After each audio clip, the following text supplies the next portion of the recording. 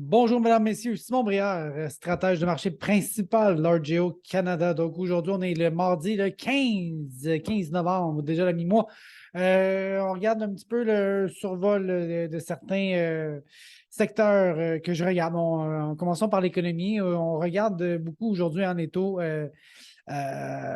Taux d'inflation en fonction des taux d'intérêt. OK, donc, ici, on voit le taux d'intérêt au Canada, 3,25, mais il est encore très, très faible ou l'inflation est encore très élevée en fonction de mon taux d'intérêt. Donc, on voit qu'il y a quand même une assez bonne corrélation entre les deux. Règle du pouce, si l'inflation est à 2-3 on devrait avoir un taux d'intérêt dans ces eaux-là. Sauf que dans les 15 dernières années, on est resté essentiellement très faible, tout proche de zéro. Et aujourd'hui, on a beaucoup d'inflation. On veut régler ça, hausse des taux d'intérêt. On voit que cette inflation-là, elle est insoutenable, disons-le comme ça. Donc, c'est très important parce que la hausse des taux d'intérêt, je regarde aussi en fonction de la dette des gouvernements. La dette du gouvernement canadien, par exemple, ici, elle est extrêmement élevée. Donc, beaucoup de dettes veut dire qu'il va y avoir beaucoup de paiements d'intérêt sur cette dette-là qui s'en vient devant nous. Donc, j'essaie de calculer un peu en prenant la dette fois les taux d'intérêt, ben, pas les mensualités, mais le paiement d'intérêt qui s'en vient va être excessivement élevé, il va peut-être même augmenter. Donc, la dernière fois qu'il y a eu autant de coûts liés au financement des gouvernements, ben, on est dans les années 90. Donc, ça fait vraiment une génération qu'on n'a pas eu une situation telle qu'on l'a aujourd'hui. Et donc, on va avoir pas mal de vent de face qui s'en vient. Au niveau des consommateurs, je regarde ça aux États-Unis, mais les montants à sa carte de crédit, ça atteint des montants, des niveaux records. Ça l'avait un peu slacké dans le temps de la pandémie, évidemment, avec le monde qui était à la maison en bobette à regarder Netflix. On consomme moins. Aujourd'hui, c'est reparti de plus belle. Et ça, bien, on va l'avoir en pleine face. L'endettement au Canada aussi très élevé depuis la pandémie, pas de la pandémie, mais la crise financière de 2008. Les Américains ont réduit leur endettement, tandis qu'au Canada, bien, on l'a poursuivi. Aujourd'hui, pour chaque 100 de revenus, on a 180 de dette. Donc, c'est énorme comme climat au niveau des taux d'intérêt. Donc, on a une économie beaucoup plus vulnérable qu'aux États-Unis, par exemple. Donc, une hausse des taux va être un petit peu plus tough au Canada qu'aux États-Unis. C'est ce que ça veut dire.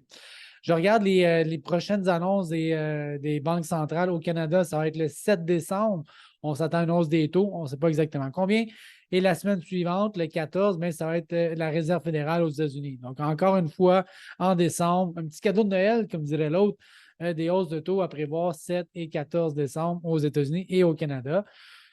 Taux de change, je pense qu'on est un peu dans cet équilibre qu'on a depuis un certain temps, depuis 2015, aux alentours de 75. On a été là assez longtemps. Des fois, il jouait dans le 80, des fois, il venait un petit peu plus bas, mais je pense qu'on est un peu dans une sorte d'équilibre qui fait bien l'affaire d'un peu de tout le monde. Hein. Les produits qu'on importe, que ce soit des fruits et légumes, il ne faut pas qu'on ait un taux de change trop faible, ça va coûter une beurrée. Hein. Les brocolis à 10$, on n'en veut pas. De l'autre côté, mais d'avoir un taux de change relativement faible, mais ça nous aide sur nos exportations. Donc, on est capable de vendre nos ressources et d'être un petit peu plus compétitif au niveau des céréales, des fertilisants, des engrais, des métaux, du pétrole, etc. Donc, toutes les ressources qu'on a ici au Canada, le bois d'œuvre, etc. Bon, enfin. Rapidement, les grains, qu'est-ce qu'on a? La semaine dernière, on avait un rapport USDA augmenter un petit peu le rendement. Je ne pense pas que c'est significatif. Donc, les inventaires de fin, toujours à peu près 1,1, 1,2. Ça n'a pas trop bougé à ce niveau-là. Je regarde que les exportations sont plus faibles cette année. Peut-être que le prix est trop élevé. Anguille sous roche, je regarde ça. Les exportations, ça ne va pas super bien. Au niveau du soya, ben, assez copier-coller. Quoi qu'un petit peu plus de stock avec une augmentation minime, mais quand même une augmentation du rendement. On reste dans un scénario avec un peu de rareté dans les fèves, mais ça s'est maintenu dernièrement. Les exportations vont bien au niveau du soya. Le blé, copier-coller, ce n'était pas un rapport de blé la semaine dernière. On a encore des inventaires extrêmement similaires qu'on avait au mois de octobre. Je regarde les prix maintenant dans un petit peu d'analyse technique là, très rapide au niveau des prix. Le maïs, on sentait qu'il voulait baisser un petit peu. OK? Donc, mouvement de côté, repli. Peut-être que l'exportation commence à peser un petit peu aujourd'hui. Climat d'incertitude au niveau de l'économique. Donc, on est là-dedans. On n'est pas dans une accélération massive des prix. Je ne sais pas si on va avoir vraiment un recul considérant la rareté qu'on a, mais on sent que les utilisateurs, au niveau de l'éthanol, au niveau des éleveurs, ça commence à slacker un peu la demande.